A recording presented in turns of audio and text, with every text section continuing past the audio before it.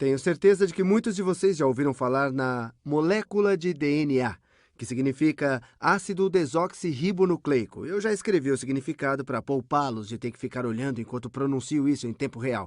Mas é isso, e eu acho que vocês já têm uma ideia. O DNA é a unidade básica da hereditariedade, que codifica todas as nossas informações genéticas. E o que eu quero fazer neste vídeo... Bom, eu acho que tudo isso já é bem conhecido por todo mundo. Muitas pessoas já sabem que o fato do meu cabelo ser preto ou meus olhos azuis, entre outras características pessoais, está de alguma forma codificado em nosso DNA. E o que eu quero fazer neste vídeo é dar a vocês uma ideia de como algo como o DNA, uma molécula, pode na verdade codificar o que nós somos, como a informação é armazenada nesse tipo de molécula e depois ela realmente se transforma nas proteínas que formam nossas enzimas, nossos órgãos, células cerebrais e tudo mais que realmente nos torna nós. Esta é uma representação gráfica do DNA feita em computador, e tenho certeza de que vocês já ouviram falar da dupla hélice. Dupla hélice. Esta é uma referência à forma da estrutura que o DNA assume. Podemos ver aqui que é uma dupla hélice.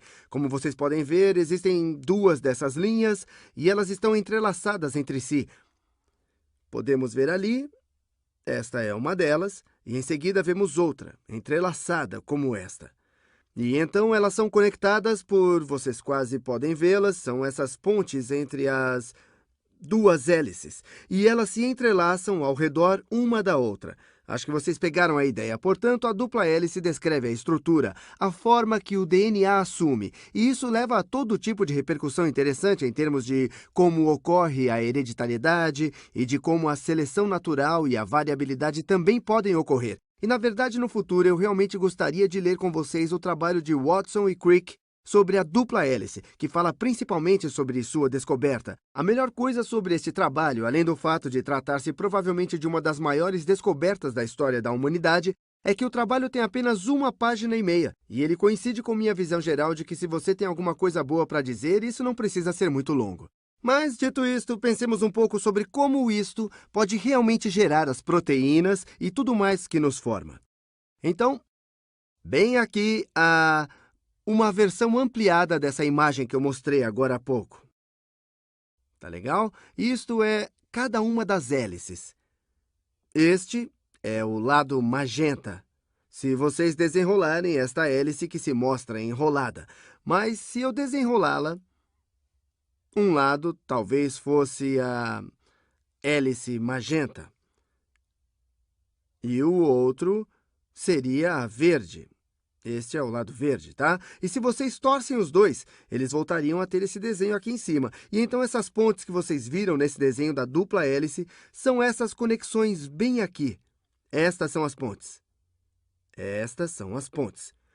O que nos permite codificar informações são os blocos que compõem as pontes e que são feitos de moléculas diferentes. E as 4 moléculas diferentes que compõem o DNA são a adenina. Deixa eu escrever aqui nesse pequeno gráfico. Eu consegui tudo isso na Wikipédia. Se vocês desejam mais informações, procurem lá. A adenina está aqui em cima. Esta é a estrutura molecular da adenina. Ela está conectada a um açúcar bem aqui, desoxirribose. Eu não vou me aprofundar na desoxirribose agora, tá?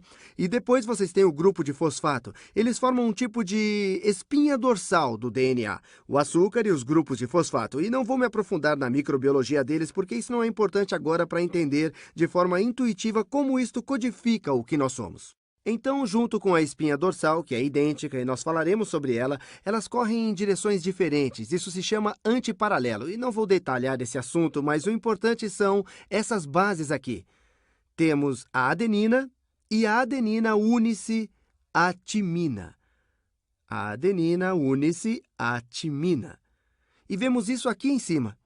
Se tivermos uma molécula de adenina aqui, uma base de adenina aqui, ela se unirá à timina. E este par chama-se par de base. A adenina e a timina formam um par. Se tivermos a timina, ela vai formar um par com a adenina. E depois temos a guanina. Ela forma par com a citosina. E esses nomes vocês deveriam conhecer porque se alguma vez participarem de uma discussão sobre o DNA e pares de base, espera-se que esses nomes sejam conhecidos. Mas os nomes das moléculas e a forma como são estruturadas ainda não são tão importantes. O importante aqui é o fato de que existem 4 delas e que elas são principalmente informação codificada. Vocês podem ver uma dessas fitas de forma simplificada, podem vê-las apenas como uma fita. Então, se essa fita tiver uma adenina e em seguida uma citosina e então uma guanina, esta é uma guanina, foi desenhada na cor violeta. Ah, não, é uma timina, não uma guanina. Bom, ela tem uma timina na cor violeta e depois em azul uma guanina. Portanto, esta fita bem aqui forma o código ACTG. E se tivéssemos que codificar o lado oposto da fita, poderíamos... E eu nem preciso olhar aqui. Eu posso olhar este lado e dizer, legal, a adenina faz par com a timina. A citosina faz par com a guanina. A timina faz par com a adenina. E a guanina faz par com a citosina, portanto, elas são fitas complementares. E se vocês pensarem a respeito, elas estão realmente codificando a mesma coisa. Se temos uma delas, temos todas as informações para obter a outra. No nosso DNA, em um DNA humano, vocês poderiam dizer, professor, como eu parto dessas pequenas cadeias de moléculas? Como isso se transforma em um eu, em um ser humano? Como isso se transforma neste organismo complexo? E a simples resposta é, bom, o genoma humano possui 3 bilhões desses pares de base. São 3 bilhões. 3 bilhões. E isso, na verdade, apenas na metade dos seus cromossomos. E vou contar a vocês, talvez nesse vídeo ou num próximo, por que consideramos só metade dos cromossomos. É porque vocês têm um par de cada cromossomo. Eu falo sobre isso mais detalhadamente depois. E este número, algumas pessoas podem dizer, só são precisos 3 bilhões de pares de bases para descrever quem eu sou? E outras pessoas podem dizer, uau, são necessários 3 bilhões de pares de base para descrever quem eu sou. Nunca pensei que eu fosse tão complexo. Portanto, dependendo do ponto de vista, este pode ser um número grande ou pequeno. Mas quando se pega esses 3 bilhões de pares de base, estamos codificando todas as informações necessárias para criar, neste caso, um ser humano. E acontece que muitos primatas não possuem tantos pares de base diferentes como os seres humanos. O incrível é que mesmo seres como as lombrigas e as moscas também contam com uma grande fração de pares de base de um ser humano. Talvez eu faça outro vídeo em que eu me aprofunde na biologia comparativa. Mas como esses pares de base levam às proteínas. Quer dizer, é justo, isso é informação. É como se pudéssemos ver estes uns e zeros em algum tipo de linguagem de computador, mas na verdade eles não são apenas uns e zeros, porque podem assumir 4 valores diferentes. Podem ser um A, um T, um C ou um G, e poderíamos pensar neles como zeros, uns, 2 e 3. Mas eu não vou entrar nesse ponto agora. Então, como isso realmente codifica a informação? O DNA, quando realmente transcreve alguma coisa, o processo é chamado de transcrição. Vamos lá, transcrição. E farei uma simplificação bastante grosseira, mas acho que vou dar a vocês a essência de como o DNA codifica para obter proteínas. O que acontece quando ocorre a transcrição é que essas duas fitas se dividem. Vou usar apenas uma delas, digamos que se pareça com isso. Vou fazer numa única cor. Digamos que seja apenas A, T, G, G, A, C, G. Eu estou apenas criando aqui. T, A. Digamos que esta seja a fita que foi dividida. E o que acontece é que ela não transcreve sozinha. Existe toda uma série de enzimas e proteínas e uma série de reações químicas que devem ocorrer. Mas este DNA, basicamente, transcreve um RNA, ou RNA mensageiro. Então, vou apresentar a vocês o RNA. RNA. É basicamente a mesma coisa. Bom, a palavra significa ácido ribonucleico. Portanto, é só tirar o prefixo desoxi e poderíamos dizer que obteve seu oxi, que é ácido ribonucleico, mas é muito similar ao DNA. Ele realiza a codificação exatamente da mesma forma. A única diferença entre o DNA e o RNA é que, em vez de uma timina, o RNA possui uma base chamada uracila. Em todos os lugares onde esperariam uma timina, vocês esperariam um T, agora vocês veem um U. Então, por exemplo, se esta é a fita de DNA, então um RNA, um RNAM numa fita de RNA mensageiro, construiremos a complementação desta. Então, ela será construída com A, Normalmente teríamos a timina quando se fala em DNA, mas agora estamos falando em RNA, portanto teremos uma uracila, em seguida uma adenina, citosina, uracila, e depois teremos uma guanina, uma citosina, uma adenina, e em seguida teremos uma uracila. E esta é a fita de RNA-M aqui. E tudo isso está ocorrendo dentro do núcleo de suas células. E eu farei toda uma série de vídeos no futuro sobre a estrutura das nossas células, mas eu acho que a maioria de nós sabe sobre células. Eu vou falar mais sobre organismos eucarióticos e procarióticos no futuro, mas os organismos mais complexos possuem um núcleo celular onde se localizam todos os nossos cromossomos que contêm todo o nosso DNA. E assim, este RNA-M se desliga do DNA, do qual foi transcrito, e em seguida deixa o núcleo e se dirige para essas estruturas chamadas ribossomos. Estou simplificando um pouquinho, mas nos ribossomos, este RNA-M é convertido em proteínas. Deixa eu fazer isso aqui. Digamos que este é o RNA-M, ele foi transcrito deste DNA, então eu vou me livrar desse DNA agora. Tchau, DNA, tchau. Este é o RNA-M que conseguimos transcrever a partir desse DNA. E eles têm essas outras coisas chamadas RNA-T, ou RNA transportador. E esses RNA-T são realmente interessantes. Vocês podem saber ou não que praticamente tudo o que somos é feito de proteínas.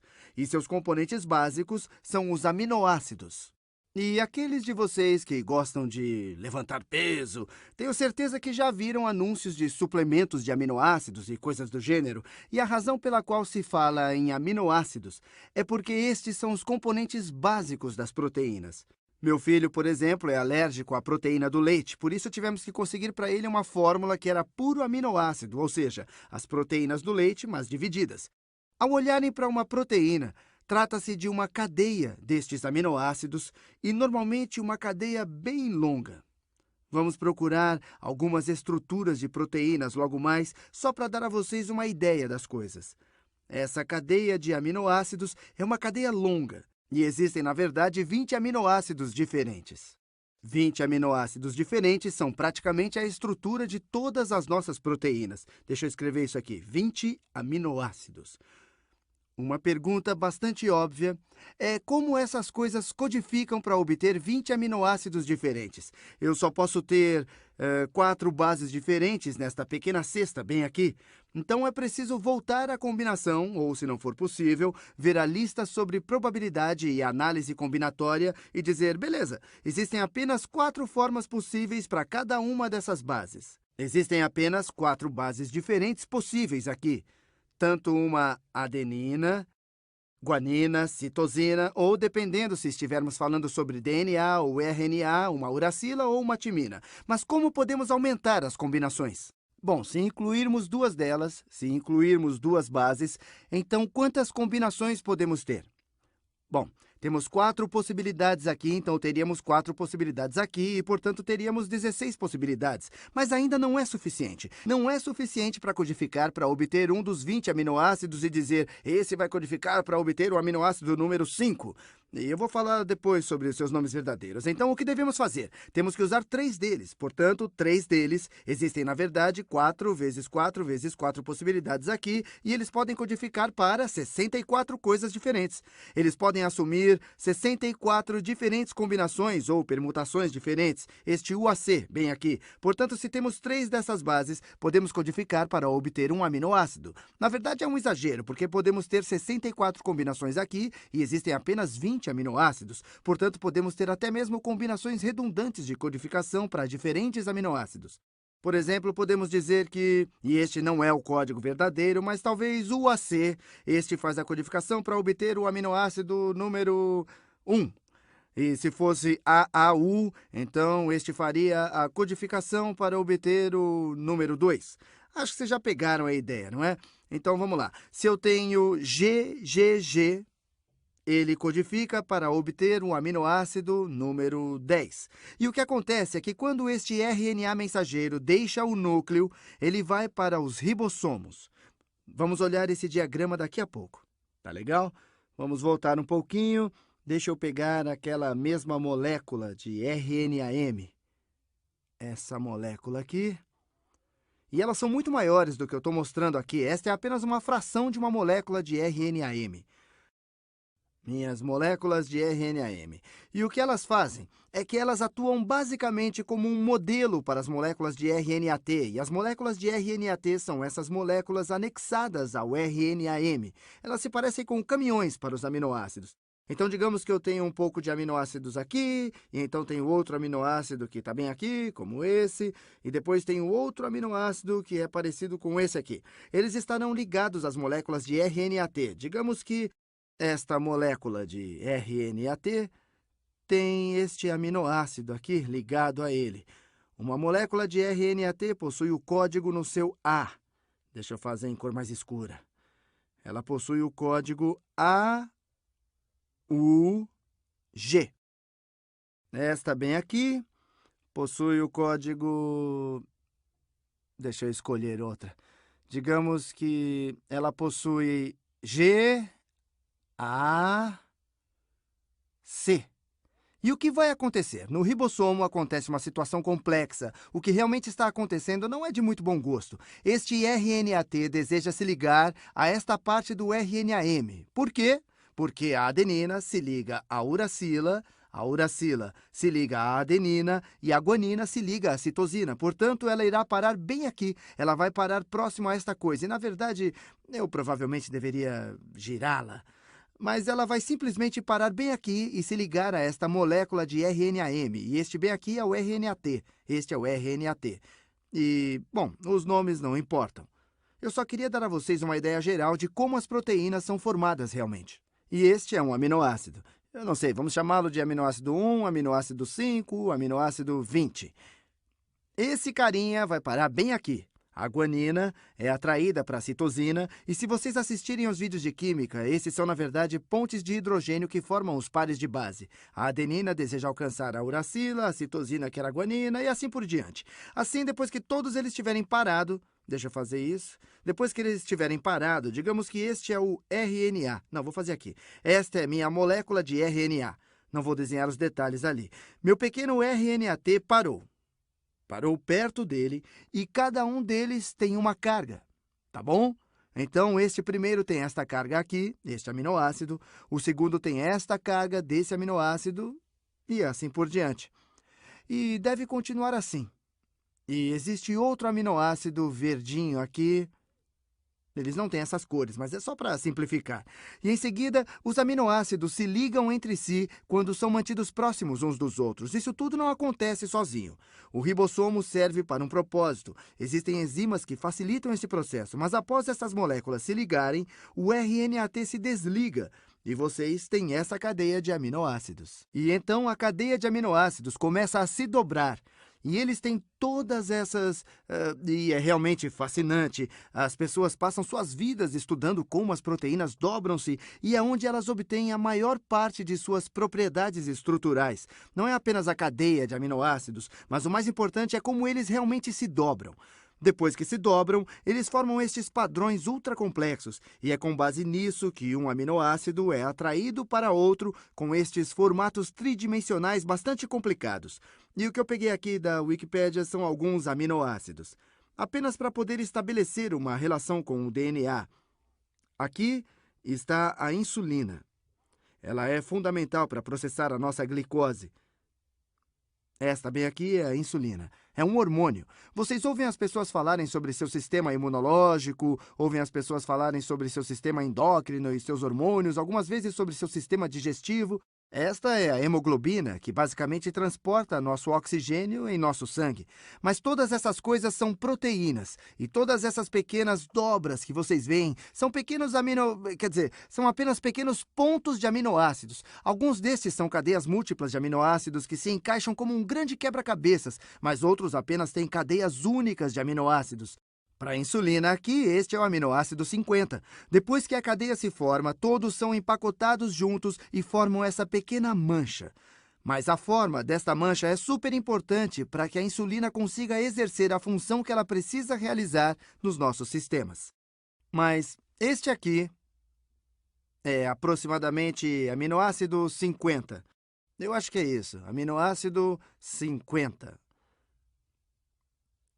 Esta aqui é a imunoglobulina G, que faz parte do nosso sistema imunológico e corresponde ao aminoácido 1500. 1500. Portanto, quanto DNA ou quantos pares de base devem codificar para obter isso? Bom, 3 vezes no máximo, certo? Porque é preciso ter 3 pares de base para codificar e obter um aminoácido. 3 pares de base. Essa trinca se chama códon. Códon, porque ela faz a codificação. Portanto, 3 pares de base formam um códon. Se vocês têm 50 aminoácidos que formam a insulina, isso significa que deverá ter 50 códons, o que quer dizer que precisa ter 150 bases ou 150 desses As, Gs e Ts. Se tem 1.500 aminoácidos, isso significa que vão precisar ter 1.500 códons, o que significa que precisarão ter aproximadamente 4.500 desses pares de base para isso.